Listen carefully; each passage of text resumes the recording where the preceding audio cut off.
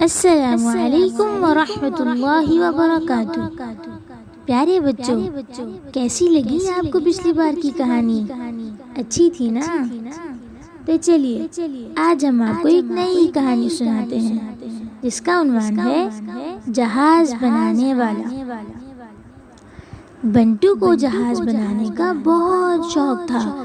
وہ اپنی اپیا سے کاغذ کے خوبصورت جہاز بنانا سیکھ چکا تھا۔ اب تو بنٹو کے ہاتھ سے بنے ہوائی جہاز دیکھ کر اپیا بھی حیرت زدہ رہ جاتی کہ اتنی سی عمر میں یہ عالم ہے، آگے کیا ہوگا۔ بنٹو کے شوق کا یہ عالم تھا کہ جب بھی کوئی گھر میں یا اسکول میں اس سے سوال کرتا کہ بنٹو بڑے ہو کر کیا بنو گے، تو وہ فوراً کہتا جہاز بنانے والا۔ جہاز بنانے والا یا جہاز اڑانے والا؟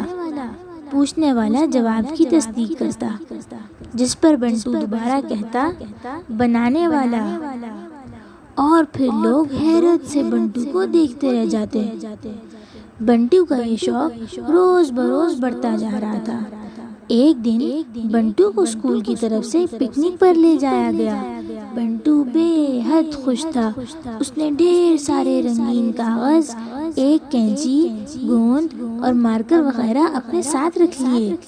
اب پکنک پوائنٹ پر جا کر تمام بچے تو اپنے اپنے کھیل میں لگ گئے۔ کوئی گیند بلا اور کوئی فٹ بال ساتھ لایا تھا، لیکن بنٹو نے باغ کا ایک خوبصورت اور پرسکون حصہ چنا اور اپنا سامان نکال کر مختلف شکلوں کے خوبصورت سے ہوائی جہاز اور ہیلی کاپٹر بنانے لگا۔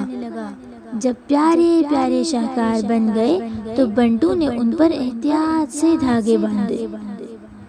ابھی بنٹو انہیں اڑانے کے لیے پر تول ہی رہا تھا کہ ایک استاد وہاں سے گزرے۔ وہ حیرت سے اتنے پیارے جہاز دیکھ کر ٹھٹک گئے اور پھر انہوں نے آواز لگا کر سب کو اکٹھا کر لیا۔ بنٹو پہلے تو جھیم سا گیا، مگر پھر پرنسپل صاحب کی شاباشی والی تھپکی نے اس کا حوصلہ بڑھایا۔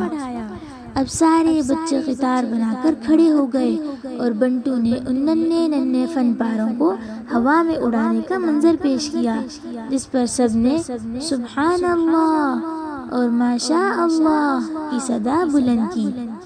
پھر پرنسپل صاحب نے کہا بنٹو انشاءاللہ بڑے ہو کر ضرور جہاز بنانے والا بنے گا۔